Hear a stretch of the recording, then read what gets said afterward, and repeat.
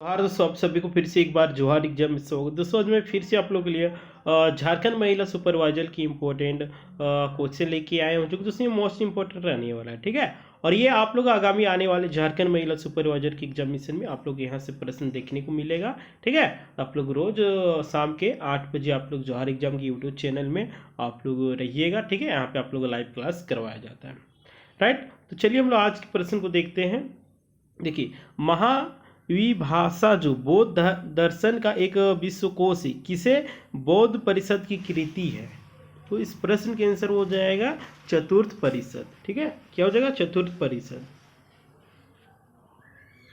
और ये जो आप लोग बौद्ध धर्म की चतुर्थ बौद्ध संगीत कुंडलवन है, जो कि कश्मीर में कनिष्क के शासनकाल में हुई थी, है ना, कनिष्क के शासनकाल में हुआ था। नेक्स्ट प्रश्न है उरैयूर प्रसिद्ध था किस चीज़ के लिए?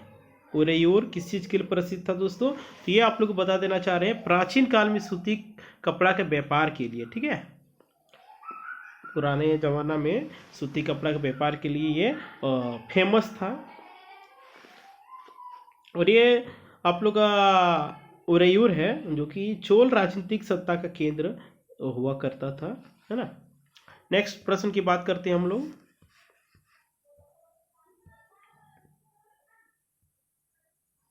सूची 1 को सूची 2 को सूची 2 के सम्मिलित कीजिए और सूचियों के नीचे दिए गए कूट की सहायता से सही उत्तर चुनिए। ठीक है, कूट दिया है वो आप लोग को चूज करना है कौन किस राज्य से संबंधित है। ठीक है ना, तो चलिए हम लोग इस प्रश्न के आंसर जो हो जाएगा सी नंबर ऑप्शन हो जाएगा, यानी कि नामदेव, ये जो कि महाराष्ट्र से संबंधित है।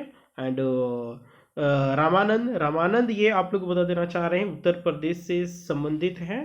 एंड नरसिंह मेहता की बात करते हैं तो ये गुजरात के रहने वाले हैं। गुरु नानक जो कि ये आप लोग का पंजाब के रहने वाले। ठीक है, तो इस हिसाब से सी नंबर ऑप्शन बिल्कुल राइट आंसर हो जाएगा। नेक्स्ट प्रश्न है हम लोग का, अखिल भारतीय किसान सभा जिसकी बैठक विजयवाड़ा में हुई, इसका निर्वाचित अध्यक्ष कौन हुआ था? बताइए, अखिल भारतीय किसान सभा का जो बैठक हुआ था 1944 ईस्वी में, इसका अध्यक्ष कौन था?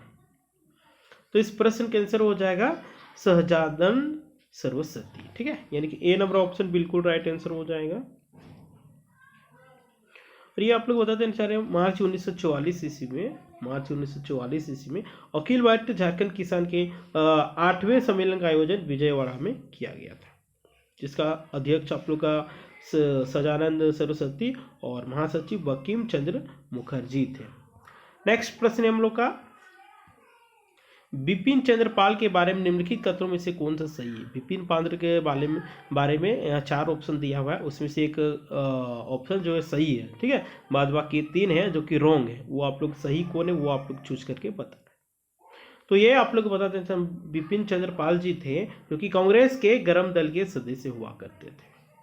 इस हिसाब से हम लोग को बी नंबर ऑप्शन जो होगा बिल्कुल सही आंसर हो जाएगा। और गरम दल में और सारे नेता हुआ करते हैं, जैसे आप लोग चंद्रपाल हो गया, लाला लाजपत राय हो गया, बाल गंगाधर तिलक राव हो गया, अरविंद घोष हो गया, ये सब गरम दल में हुआ करते थे।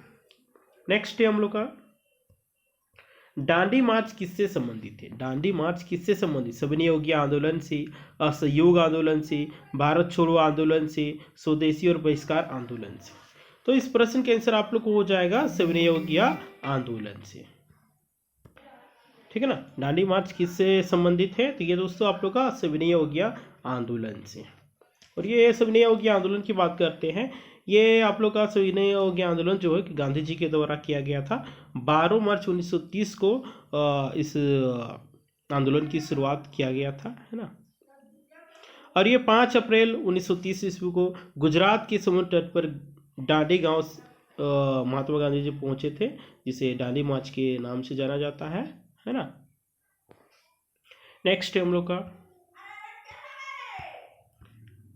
निम्नलिखित में से किसे भारत, क्या लिखा है, निम्नलिखित में से किसके द्वारा भारत के नियंत्रक महालेखा परीक्षक के पद सृजन किया गया था?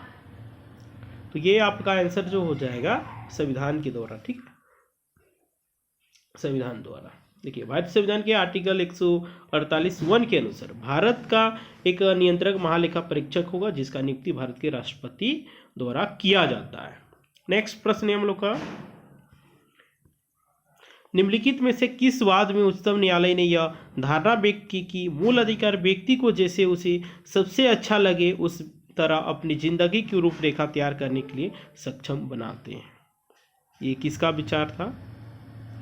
तो इस प्रश्न का आंसर आप लोग को हो जाएगा क्या?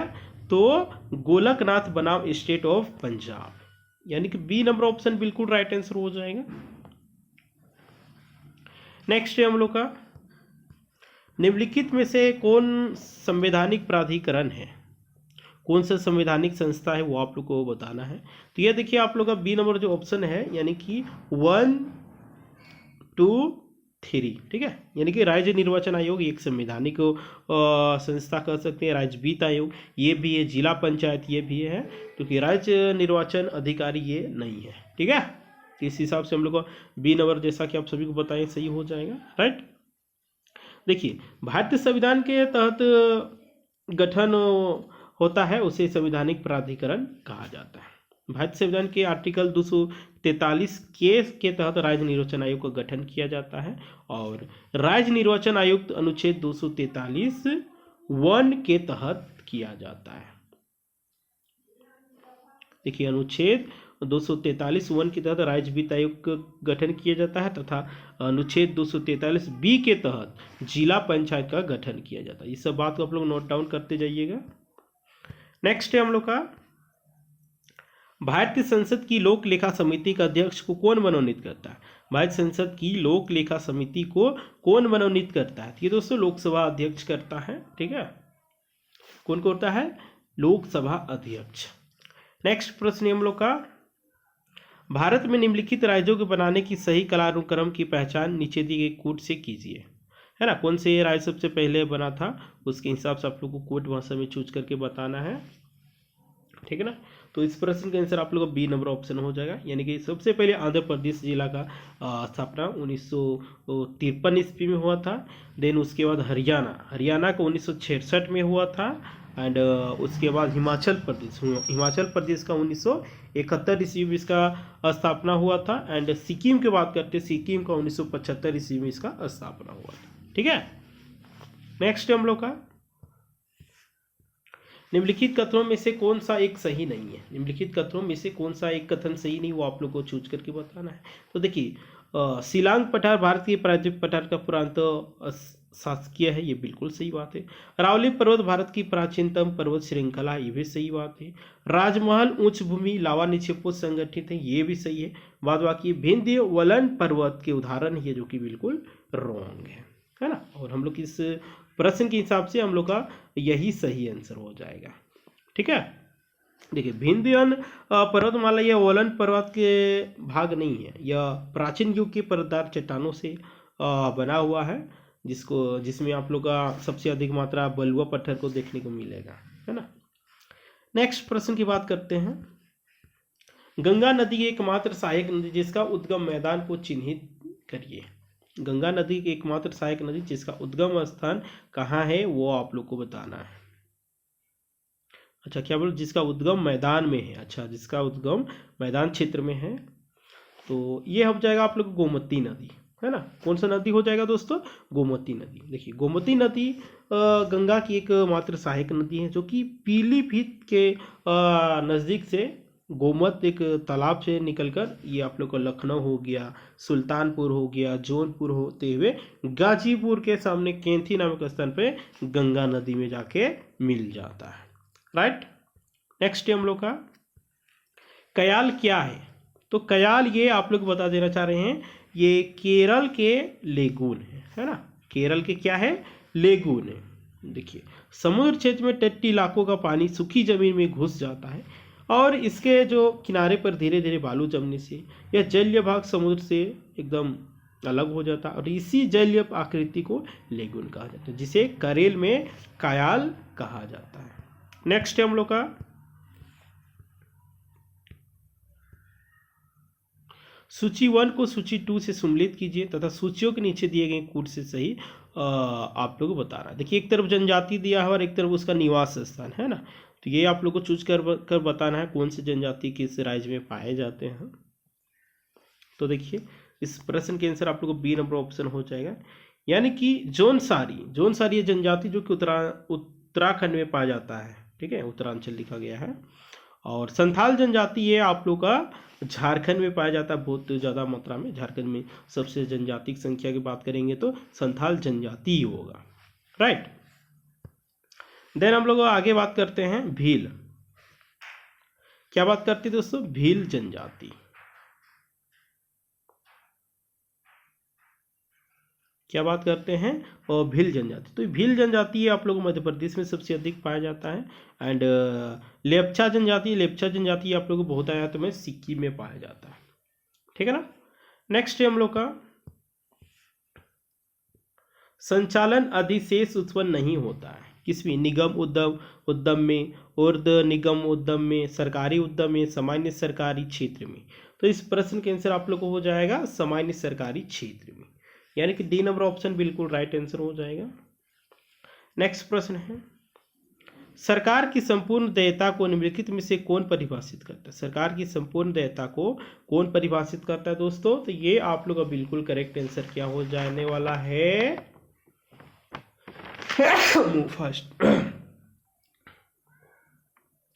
राजकोषीय घाटा, ठीक है, बी नंबर ऑप्शन बिल्कुल राइट आंसर हो जाएगा। नेक्स्ट है हम लोग का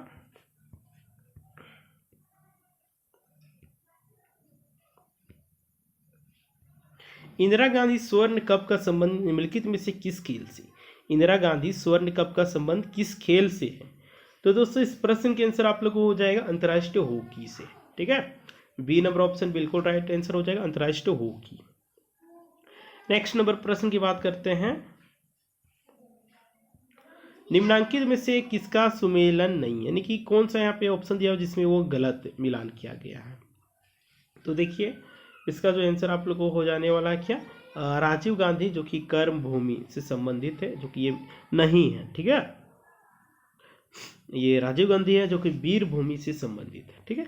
कौन सा वीर भूमि से संबंधित है? बाद बाकी देखिए JL नेहरू शांतिवन से संबंधित है, जवाहरलाल नेहरू, LB शास्त्री जो कि विजय घाट से संबंधित है, इंदिरा गांधी जो कि शक्ति स्थल से संबंधित है, ठीक है। तो आज की हम लोग क्लास यहीं पे समाप्त होता है। तो इस वीडियो को आप लोग ज़्यादा से ज़्यादा शेयर कीजिए ताकि जितने भी तैयारी करने वाले अभ्यर्थीगण होंगे सभी के पास वीडियो पहुंच सके और वो लोग भी इसका लाभ उठा सके, ठीक है। तो ठीक है, आप लोग शेयर कर दीजिएगा।